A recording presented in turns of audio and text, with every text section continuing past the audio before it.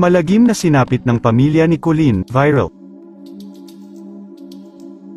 Isa si Colleen Garcia sa mga kilalang artista sa showbiz industry. Matatandaang nag-umpisa si Colleen sa showbiz bilang isang commercial model noong siya ay bata pa, hanggang sa pumirma siya ng kontrata sa Star Magic at naging isang artista. Ikinasal naman si Colleen sa TV host personality na si Billy Crawford kung saan biniyayaan sila ng isang anak na si Amari. Samantala, kamakailan lang ay naging laman ng balita ang tungkol sa malagim na trahedya na sinapit ng pamilya ni Colleen. Ito ay may kinalaman nga sa pagkamatay ng isa nilang kapamilya. Nitong December 20, matatandaang naiulat ang pagkamatay ng 29 years old na OFW na si Canis Manica Seming.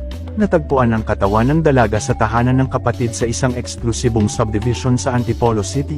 Lingid sa kaalaman ng lahat, ang biktima ay step-aunt o kapatid ng bagong asawa ng ama ni Colleen, o kanyang madrasta.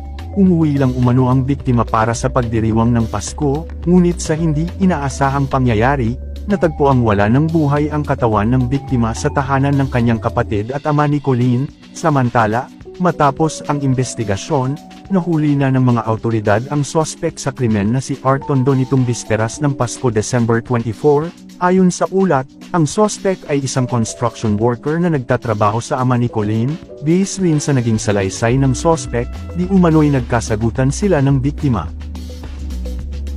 Pumasok umano siya sa bahay ng ama ni Colleen para hanapin ang kanyang asawa na umano'y isa sa mga kasambahay nito, ngunit pinaalis umano siya ng biktima, at dala umano ng epekto ng alak at kalasinggan ay nagawa niya ang krimen sa biktima, na nagtamo ng 26 na saksak sa katawan na ikinamatay nito. Pahayag ng biktima, nadala ng lasing ko, dala ng lasing, hinahanap ko asawa ko doon.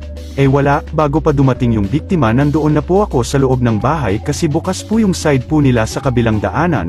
Nagpa-chat pa ako sa kanya na pakichat mo asawa ko, nakuha ko sa loob ng kwarto, na isaksak ko sa biktima. Samantala, nagpapasalamat ang ama ni Colleen na si Jose Garcia, dahil sa mabilis na aksyon ng mga kapulisan at media sa insidente. Bumuhos din ang mensahe ng pakikiramay para sa pamilya Garcia.